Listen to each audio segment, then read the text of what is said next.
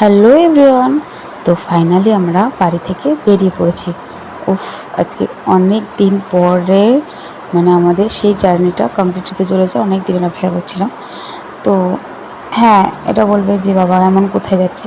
হ্যাঁ, কে যারা ঘুরতে যেতে ভালোবাসে কিন্তু সময়ের অভাবে বা আর্থিক অভাবে হয় না, তো তাদের জন্য যখন সেটা কমপ্লিট হয় না তাদের কাছে সেটা বিশাল বড় পাওয়া থাকে। তো আমার কাছে বিশাল বড় পাওয়া ছিল। প্রায় 4-5 মাস পর আমার এই জার্নিটা কমপ্লিট হতে চলেছে। আর যেখানে আমি যেতে চেয়েছিলাম সেটাও আমার পূরণ হতে চলেছে। তো চলো দেখতে থাকো যে আমরা কোথায় যাচ্ছি। আমরা বাড়ি থেকে বেরিয়ে সোজা টোটো ধরে চলে আসলাম একদম টানা নৈহাটি স্টেশন। ওখান থেকে আমরা ব্যান্ডেল যাওয়ার জন্য ট্রেনে উঠে পড়েছি। মানে নৈহাটি থেকে আমরা ব্যান্ডেল গেছি, ব্যান্ডেল যাওয়ার জন্য ট্রেনে উঠে পড়েছি। এবার ব্যান্ডেলে নেবে তারপর আমরা ওখান থেকে হাওড়া যাওয়ার জন্য একটা ট্রেনে উঠে পড়েছি। তো সবাই গিয়ে সাডেনলি করতেই পারছো যে আমরা হাওড়া স্টেশন থেকে নিশ্চয়ই কোথাও একটা যাব। তো তো চলো তার আগে আমার ইন্ট্রোডাকশানটা দিয়ে নিই। তো হ্যালো, আমি বিপাশার একটা অংশ বিপাশা। হ্যাঁ, আমার একটু ক্ষমা চিনছি যে আমার ঠিকঠাক করে ব্লগ পোস্ট করা হয় না। কিছু করার নেই। আমার ছোটো দিদি দেখতেই পাচ্ছ, এই ছানাটা আমার ছোট্ট ছানা। আমার বড় আর একটা ছেলে আছে। তো এখানে সবাইকে দেখতে পাবে। তো আর এমনি দেখতেই পাচ্ছ কতটা দুষ্টু। তো চলো আমরা হাওড়া স্টেশনে ফাইনালি পৌঁছে গেছি। এটা হচ্ছে হাওড়া স্টেশনের বাইরের ভিউ।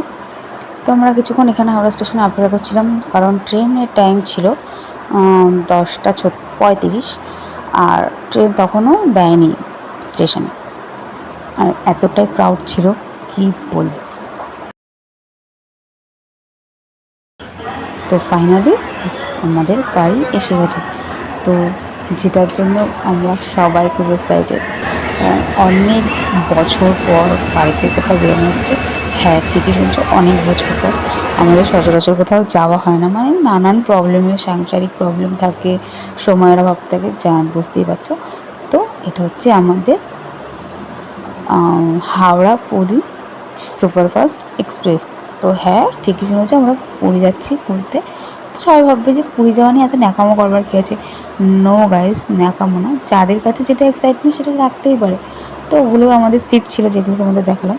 তোমার দাদাভাই বাইরে দরজা খুলে হাওয়া খাচ্ছিলো, তো আমি এসেছিলাম। বললো ভেতরে যাও ভেতরে যাও। যাই হোক, আমি ভেতরে চলে এসেছি। তো এখানে চলছিল আমাদের রাতের খাওয়া দাওয়া। তো আমি আমার ছোটো ছেলের খাবার বাড়ি থেকে বানিয়ে এনেছিলাম। আর যেই ফ্যামিলিদের সাথে এসেছিলাম তারা রাতে ডিনার এনেছিল। তো ওই ডিনার করে ঘুমিয়ে পড়েছিলাম। তো এই দেখো, আমার ঘরে 4টের সময় ঘুম ভেঙেছিলো। তো আমি তারপরে এই শ্যুটটা নিয়েছিলাম। আর ফাইনালি পুরী এন্ট্রি। ওফ, জাস্ট লুকটা না অসাধারণ ছিল। এর এক্সপিরিয়েন্সটা আমার ফার্স্ট ট্রেন জার্নি। হ্যাঁ, আমার বিশেষ করে ফার্স্ট ট্রেন জার্নি আমার কাছে ভীষণ ভালো লেগেছিলো। তো ওখান থেকে আমরা ঠিক মতন গাড়ি ভাড়া করে হোটেলের উদ্দেশ্যে রওনা দিয়ে দিয়েছিলাম। বাইরে বৃষ্টি হচ্ছিল থেকে কোনো শ্যুট নিতে পারা যাচ্ছিলো না। হ্যাঁ, এখন তো মনসুন সবাই জানো। তো এটা হচ্ছে আমাদের হোটেলে ঢুকে কিছুক্ষণ ওয়েট করছিলাম যে চেক ইন করার জন্য। আর এখানে দেখো আমার ছেলের কাছে বলে লাভ নেই। তো আমরা হোটেলে প্রবেশ করি, হোটেলের ভিতরে ঢুকে কিছুক্ষণ ওয়েট করতে হচ্ছিলো, কারণ আমাদের সেভাবে রুম দিচ্ছিল না। আমাদের রুম এখনও রেডি ছিল না। যারা সেই রুমে ছিল তারা রুম ছেড়েছে, সব ক্লিন করছিলো। জাস্ট এই একটা রুম দিয়েছিলো সবার বসার জন্য, রেস্ট করবার জন্য, লাগেজ রাখার জন্য। তো অনেকেই এখানে ছিল। পরে একটা রুম তাদের যারা ছিল তাদের একটা রুম দেওয়া, তারা এই রুমটা থেকে বেরিয়ে গেছে। আর আমরা এখানে ড্রেসিং জাস্ট ক্লিন হচ্ছিলাম। তো এটাই হচ্ছে রুমটার ভিউ। আর পরে যখন রুম দেবে আমাদের সেটারও রিভিউ দেবো অবশ্যই। আর এটা হচ্ছে গ্লোবাল রেসিডেন্সি হোটেল পুরীর, খুব ভালো।